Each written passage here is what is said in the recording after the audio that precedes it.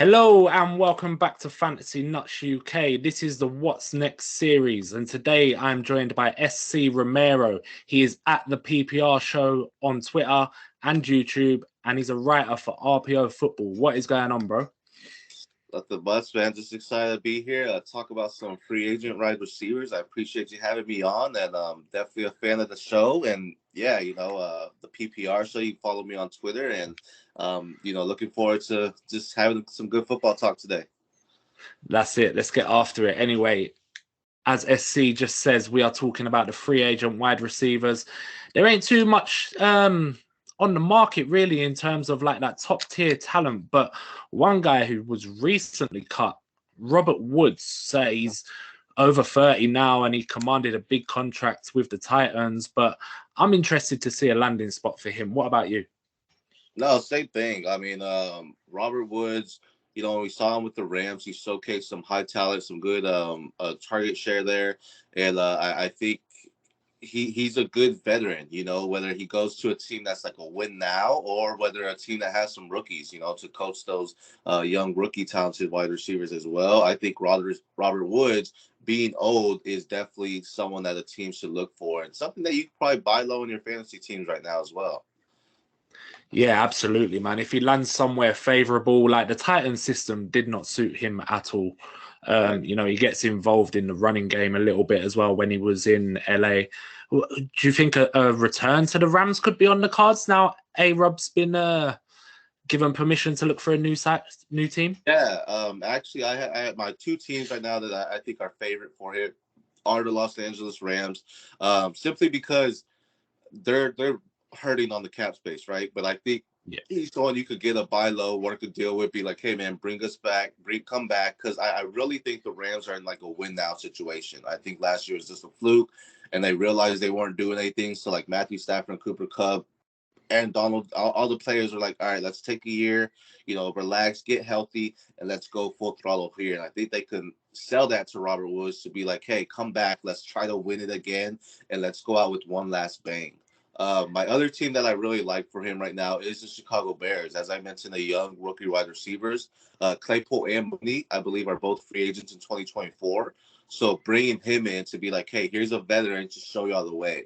Someone that could be a nice safety net for Justin Fields, but as well as a good teacher and mentor to your Darnell Moody's and Chase Claypools as well. Both two teams that I really like for him, and he's someone that could be acquired for cheap. I mean, he's did get a big contract, from the Titans, but I think the way you address him, it could be like, look, man, you're a veteran. You're getting older. We do want you here, and he could just go in there to just play football still. So the Los Angeles Rams and the Chicago Bears are my two favorite landing spots right now for him. I absolutely love that. And let's move on to the next guy. Someone needs a field stretcher. Mhm. And the best of this sort of bad bunch, if you like, for me is DJ Chark. And he's only 26 still. What do you see with Chark?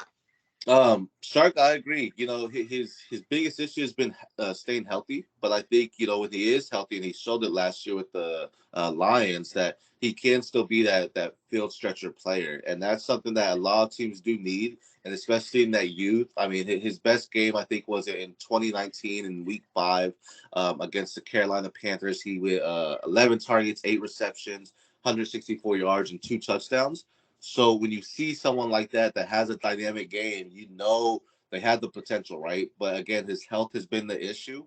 But when he's on the field, he's a great wide receiver. He's someone that can match good with the quarterbacks. He's stands pretty tall as well. The biggest thing I think will be the contract that he might be looking for. Mhm. So it'll be interesting to see what he's thinking about. I think the market value right here from Sportrack at least is like 9.5 million or something. Yeah. But I think he's someone that could be a steal, for you as well. He was, if you started him on the White Reeks last year for the Detroit Lions. I think, again, whatever team he goes to, he can be that steal. I wouldn't consider him your alpha wide receiver, but if you have him as a good complement to a nice alpha, maybe somewhere like the Vikings, I guess, maybe a compliment to Justin Jefferson or something like that. Somewhere that has an alpha, bring him in to stretch the field, keep him in there healthy, but he's not taking that much target, so he's not taking that many hits. And I think he could definitely be a great asset there as well. I know the Lions do have other free agents in Jamal Williams and Deshaun Elliott, so I don't think they necessarily franchise tag DJ Shark. They might go elsewhere. But I don't also see him going there. I mean, they have a young core in Jameson Williams and Amon-Ra St. Brown. So I do believe he can go elsewhere and still make a bang, especially for a team that needs it. I see him possibly going to the Patriots. They're that team that always gets the under the radar wide receivers and that makes them have a good year and then they get paid again, right? So I can see him going to New England and having some big impact there as well. I think the Giants is another good shout there for Chark as well, with Slayton and Shepard both heading out of town. Like you say, he sort of had that 1 year, 10 million in Detroit, and I really believe they brought him in because they wasn't sure when they were gonna get Jameson Williams on the field. But in terms of dynasty, what are you doing? Are you trying to acquire Chark, or what sort of value do you reckon he's at the minute? If you do need a wide receiver, sure. He's not someone that's like heavily on my radar as far as these free agent wide receivers, just because of that health issue. But if you need a wide receiver, he's someone that, if you start him on the right week, he's a good one. But he's also someone that I think you can try to sell, just because he did have a pretty decent year last year. So you can easily try to sell him to a team that's wide receiver needy. He's someone that you might need to wait to see where he lands, because then you could be like, let's just say you said the Giants. So if you have an owner that has Daniel Jones, you're like, hey, man, come get this stack here. DJ Shark, Daniel Jones. Because right now, with the way the wide receivers are in like the Giants, he'd be the best wide receiver on the roster. So you might want to wait for that to see what his market may be. He's more of definitely a buy low. I mean, a buy low for any player. If you could acquire them for cheap, why not, right? So, but I think he's more of a sell if you have him, especially when he goes to that team that has that quarterback to be like, hey, I'll give you the stack. And, you could get this draft class is really stacked. I love this draft class. Yeah. So you could easily get, maybe a late second. That's kind of pushing it, or like an early third for him, maybe if you're going after that. So definitely something to keep on the radar, but I think you'll have to wait for him to land somewhere before you actually can get a fair price on him for it. Before you act on it, definitely. And talking about people with a not great injury history, and also from the Giants, Sterling Shepard, he's over 30. He's coming off a $10 million year, and probably RIP in dynasty for him. Even redraft, he'll probably be left on the boards a lot. What do you see for Sterling Shepard?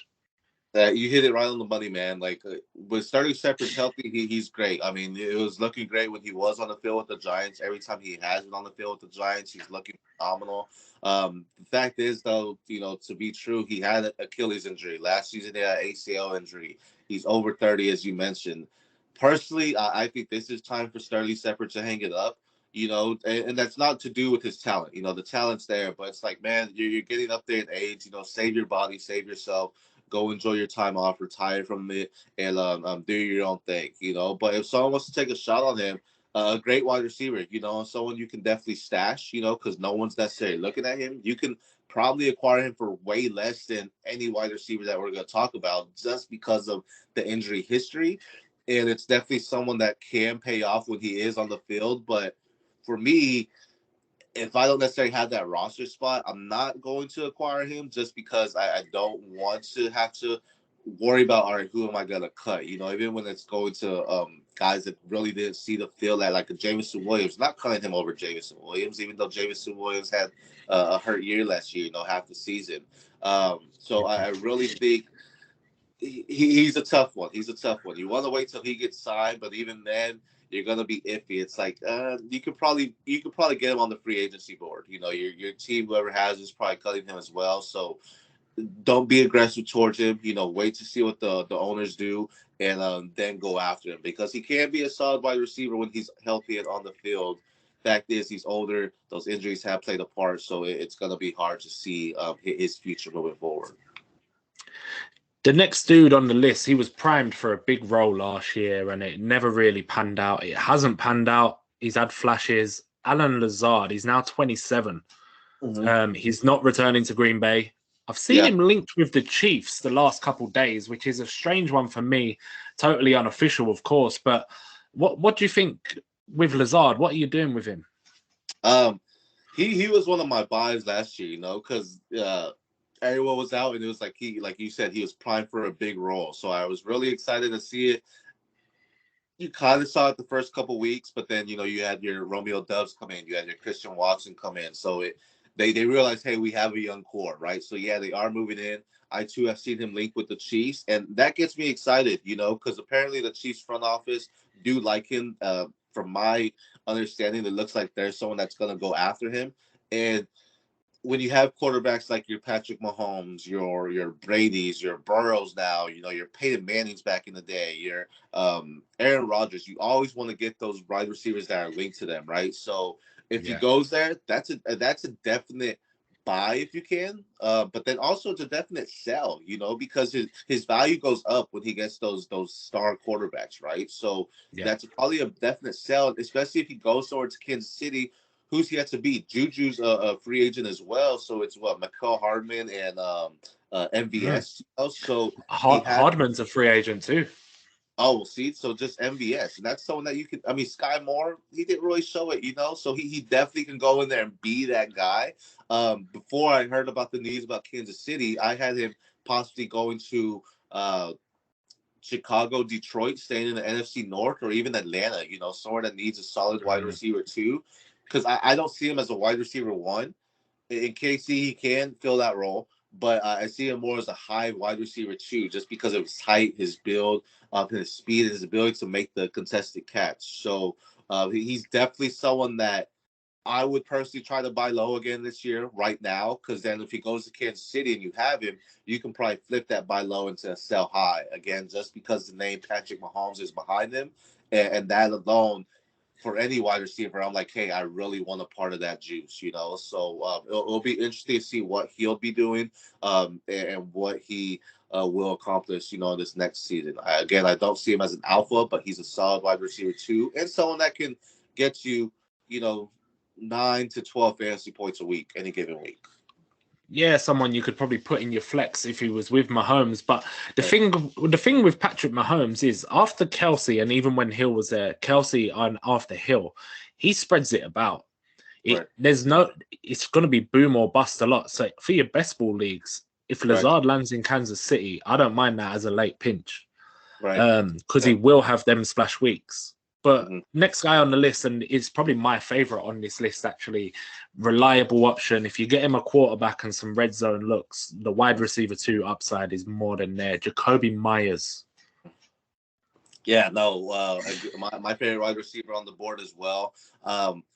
I've been linking him to the Giants. I think the Giants, we just talked about their wide receiver core. It's kind of weak, and I think they do address it in the draft. They just re-signed Daniel Jones to a 4-year. I think it was $160 million, and then they franchised Saquon Barkley. So they're bringing back their 2 star offensive players, and now you gotta go get a wide receiver. So I really think Jakobi Meyers fits that mold, because each year he has improved, but his quarterback play hasn't, right? So he's continuing to go in each year, year after year, and be the guy that's there. And I think Jakobi Meyers can fit that mold in the Giants, because you can get a rookie still, but then you can have that too complement and try to fight for who's the alpha here, right? Because there isn't one in New York. I think this could be his breakout season. He's one of my heavy buys this year. And I think this year, again, depending on the team, but if he goes to the Giants, this may be a possible year that he can be a top 20, maybe top 15 wide receiver. He's definitely someone that's on my radar. You look at his stats year after year, he's going better. And I think this is his breakout year. Sometimes you have those players that take their 4th, 5th year to finally break out. And I think Meyers is hitting that. And I'm excited to see what he can do for any team this upcoming season. Yeah, the upside to finish as a high-end wide receiver 2 is certainly there for him. But last guy on the list, Juju Smith-Schuster. What are we doing with him? Man, Juju's hard, right? Because he had his great year with Antonio Brown. I think that was in 2018, where he was opposite Antonio Brown. He had 111 receptions, just over 1,400 yards, and 7 touchdowns. And it was like, wow, this is a great wide receiver. And we all bought in. I bought in at least. And with that, you look at it now and you're like, okay, well, he was that because he had Antonio Brown. And as much as the media, everything wants to hate on Antonio Brown and what he's done off the field, on the field, it's like, all right, we can't say that the guy wasn't great, right? He is one of the best Yeah. receivers to ever play the game. And Juju was a great complement to that. And what we saw there was he needs a solid alpha to be a solid wide receiver too, because he's a field stretcher. You know, whether you want to say, oh, he's on TikTok all the time, whatever it is. Granted, is he's a field stretcher. He's a speedster that can get down the field, get you some good plays, get some yards, get some touchdowns even.